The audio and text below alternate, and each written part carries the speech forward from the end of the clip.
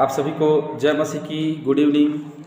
इस शाम की बेला में हम एक बार फिर से अपने क्लास में हम शामिल हो रहे हैं और मत्ती का वह किताब और वह अध्याय जो बहुत ही महत्वपूर्ण है हम उसमें शामिल हुए। इसमें धन्य वचन है, इसमें नमक और ज्योति के विषय में है, इसमें व्यवस्था के विषय में है और हत्या व्यभिचार और बहुत सारी चीज़ें हैं जो इसमें हैं और बहुत ही विशिष्ट ये बातें हैं क्योंकि ये प्रभु की शिक्षा है जब उन्होंने सेवकाई आरंभ की उस समय की और हम उसको देखते हैं।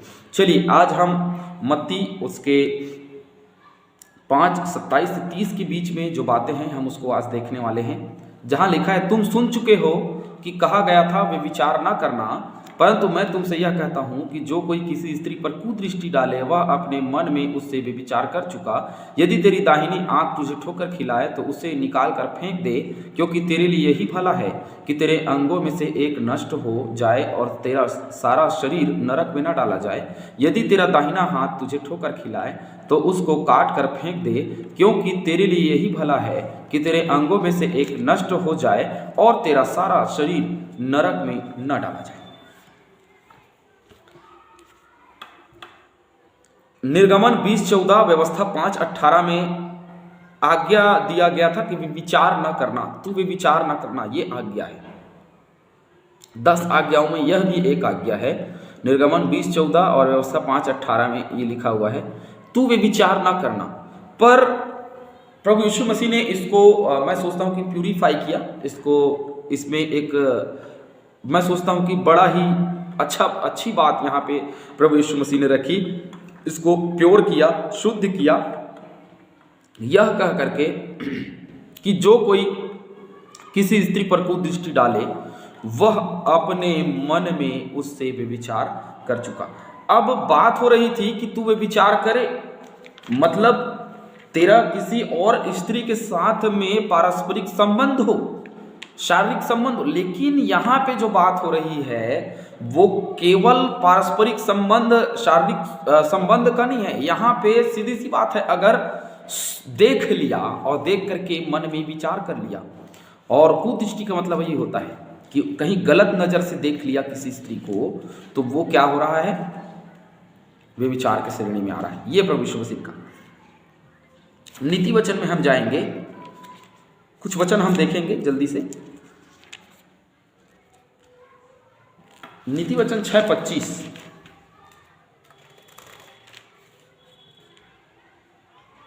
उसकी सुंदरता देखकर अपने मन में उसकी अभिलाषा न कर, वह तुझे अपने कटाक्ष से फंसाने न पाए। आगे, क्योंकि वेश्यागमन के कारण मनुष्य टुकड़ों का भिखारी हो जाता है, परंतु वे विचारणी अनमोल जीवन का हेर कर लेती है, अनमोल जीवन को ले लेती है। देखिए, कुदृष्टि डालने के लिए साफ तौर पे यहाँ पे मना किया गया है। देख क्या लिखा है, ताकि तुझको बुरी स्त्री से बचाए और पराई स्त्री की चिकनी चुपड़ी बातों से बचाए। कौन? परमेश्वर का वचन। और उसकी सुंदरता देखकर अपने मन में उसकी अभिलाषा न कर, वह तुझे अपने कटाक्ष में न फंसाने पाए। साफ तौर पे यहाँ पे मनाही है। देखिए, उसकी सुंदरता को वो देख करके सोचना भी क्या है, अपराध है, पाप है। दूसरा पतरस, मन में सोच लेना, विचार कर लेना। अब लोग वो बोलते हैं कि हम उसको मैंने उसकी सुंदरता को देखा, वो बहुत सुंदर है और देख करके मेरा मन, तो जहां आपका मन किया वहीं व्यभिचार हो गया, और व्यभिचार हो गया मतलब पाप पर दंड की आज्ञा हो गई, क्योंकि लिखा है तू व्यभिचार ना करना। और यही बात नए नियम में लिखा है कि कोई भी व्यक्ति पर स्त्री गामी ना हो, वह एक ही पत्नी का क्या हो, पति हो।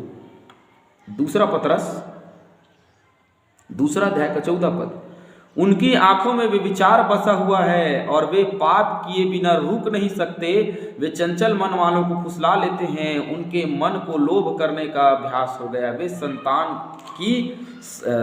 संताप की संतान हैं। एक बड़ा ही अच्छा उदाहरण है दाऊद के रूप में। दाऊद ने बत्शेबा को देखा, मैंने कल भी इस बात को कहा था, बत्शेबा को देखा और उसने देख करके अपराध कर लिया, तो वो उसके साथ में उसने भी विचार किया, उसको वो अपने घर बुला लिया, उसको उसने अपना पत्नी बना लिया।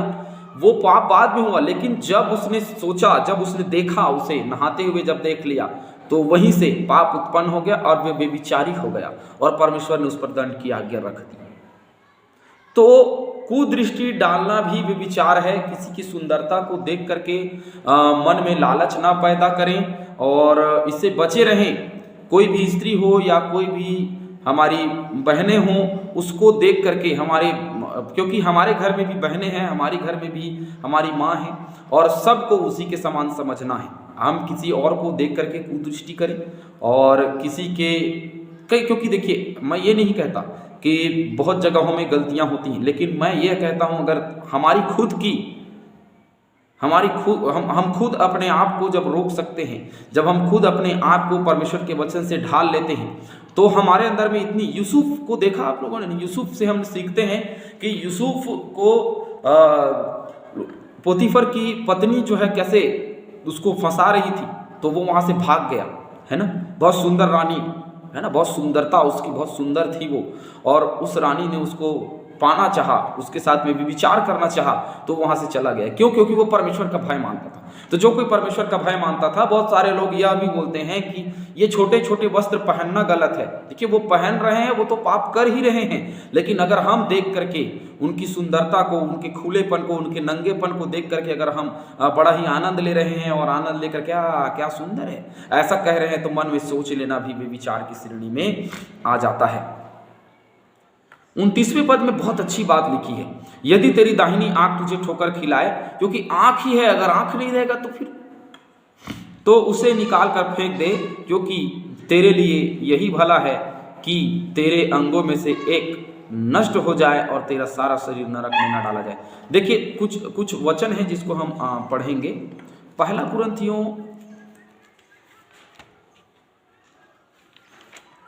कुरिन्थियों 8:13,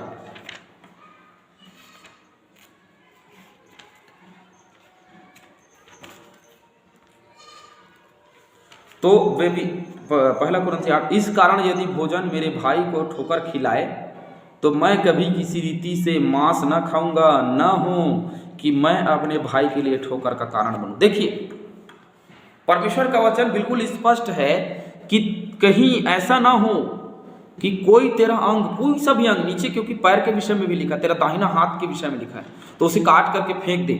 ऐसा हो कि अगर तू पूरे ये आंख सलामत है, ये हाथ सलामत है, और हम अगर नरक में डाल दिए जा रहे हैं, तो इससे तो भला है ना कि ये हाथी ना हो, ये आँख ही ना हो, हम अंधे हो जाएं और बढ़िया स्वर्ग में जाएं।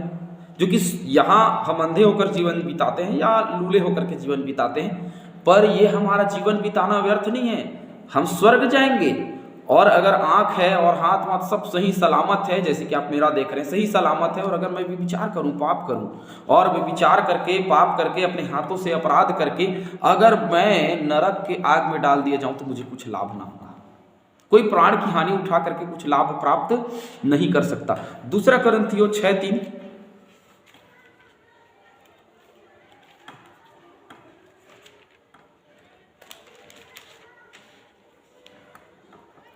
हम किसी बात में ठोकर खाने का कोई भी अवसर नहीं देते, ताकि हमारी सेवा पर कोई दोष ना आए। देखिए, हम क्योंकि सेवक हैं, क्योंकि सेवा करना चाहते हैं, इसीलिए हम बाइबल क्लास में अध्ययन कर रहे हैं।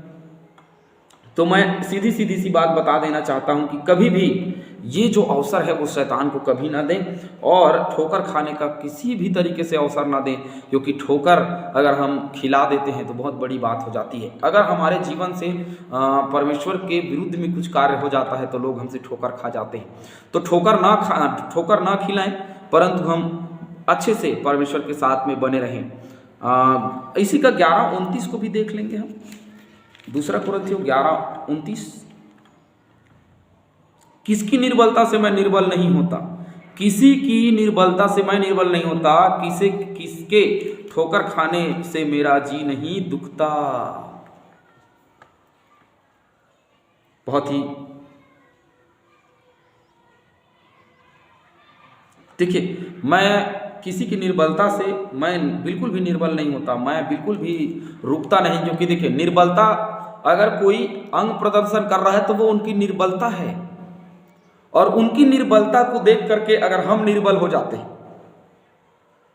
ये उनकी निर्बलता, ये उनकी कमी, ये उनकी घटी है। अगर हम उनको देख करके हम निर्बल हो जाते हैं, हमारा जीवन कमी घटी, हमारे जीवन में कमी घटी हो जाती है, हम ऊंच नीच कर लेते हैं या पाप कर लेते हैं, तो फिर हमसे बुरा कोई नहीं। हम विचार की श्रेणी में, और इसीलिए परमेश्वर का वचन कहता है तू विचार न करना। रोमियो 14:21 देखेंगे।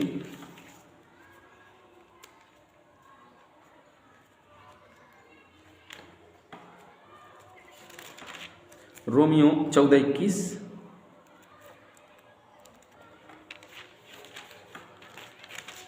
वहां लिखा है, भला तो यह है कि तू न मांस खाए और न दाखरस पिए, न और कुछ ऐसा करे जिससे तेरा भाई ठोकर खाए। बहुत जगहों में ठोकर खिलाने वाली बात हो रही है। ये जो भी विचार है वो हम खुद तो ठोकर खाते ही हैं, हम खुद तो पाप में गिरते हैं, हम दूसरों को भी गिरा देते हैं।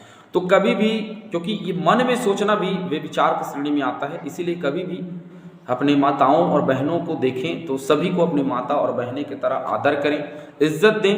और क्योंकि हम सब के घरों में महिलाएं हैं, और जैसे हम अपने घर की महिलाओं को आदर इज्जत देते हैं, वैसे ही हम बाहर के, क्योंकि बाहर के लोग भी किसी की बहन, किसी की बेटी या किसी की माता हैं। और मैं आपसे एक चीज़ कहना चाहता हूँ, सीधा सीधा कहूँगा मैं, क्योंकि मैं कभी छुपाता नहीं, क्योंकि ये मेरे जीवन की गवाहियाँ हैं। और वो ये है कि मैं भी व्यभिचार में घिरा था और उसका परिणाम मुझे मिला। और कभी भी कोई भी व्यक्ति व्यभिचार में गिरता है या गिर जाता है, उसका परिणाम उसे मिलता है, और उसका परिणाम बहुत विपरीत होता है, उसका दंड बहुत ही भयानक होता है। और मैं उस चीज़ से गुजर चुका हूँ, इसीलिए मैं एक आग्रह भी करता हूँ, क्योंकि मैं उस दौर से निकला हूँ, उस दौर से गुजरा हूँ, और मैं एक युवा हूँ। तो इसलिए मैं युवाओं से एक अनुरोध करना चाहता हूँ, चाहे वो बहनें हो चाहे भाई हो, मैं यही अनुरोध करना चाहता हूँ, सब कर लें, लेकिन व्यभिचार जैसा पाप बिल्कुल ना करें, क्योंकि उसका दंड बहुत भयानक होता है। और इसीलिए कि उन्होंने मुझे क्षमा दिया, और मैं इसीलिए बहुत आनंदित हूँ, और मैं परमेश्वर का प्रचार निरंतर करना चाहता हूँ, क्योंकि इतने भयानक दंड से उसने मुझे बचाया है। और मैं हमेशा यही चाहता हूँ कि मैं अपनी पत्नी, अपने बच्चों के प्रति बहुत वफादार रहूँ, और यही चाहता हूँ, निरंतर ये प्रयास में लगा रहता हूँ कि देखकर भी पाप ना हो, क्योंकि अपने आप को संभालना, अपने अभिलाषाओं को दबाना बहुत बड़ी बात होती है। तो अपने अभिलाषाओं को दबाएं, जैसे हमारे घर में माताएं बहनें हैं, दूसरों को भी समझें, क्योंकि हम सबके घर में हैं। और बिल्कुल भी व्यभिचार जो है बहुत बड़ा पाप है, तो व्यभिचार ना करें, अपने जीवन को सुरक्षित रखें, अपने जीवन में अपने जीवन को पाप में ना भरें, क्योंकि दाऊद जैसा धर्मी व्यक्ति भी बत्शेबा जैसे स्त्री को देख करके बहक सकता है। सिमसोन जैसा ताकतवर व्यक्ति, परमेश्वर का आशीष पाया हुआ व्यक्ति बहक सकता है, पर शैतान हमें भी बहका सकता है, अपनी सुंदरता के मोह में हमें भी लोग बहका सकते हैं। इसलिए बचे रहें, और अपने जीवन में किसी की चुकनी चुपड़ी हुई बातों में ना आए, विशेष करके हमारी बहनें किसी की चुकनी चुपड़ी हुई बातों में ना आएं, परंतु विवाह तक इंतज़ार करें और उसके बाद में विवाह करें, और विवाह के बाद में एक ही पति के पत्नी और एक ही पत्नी के पति भी निरंतर बने रहें। परमेश्वर आप सभी को आशीष दे, ऐसे ही निरंतर आप सीखते चले जाइए। प्रभु आप सभी को आशीष दे।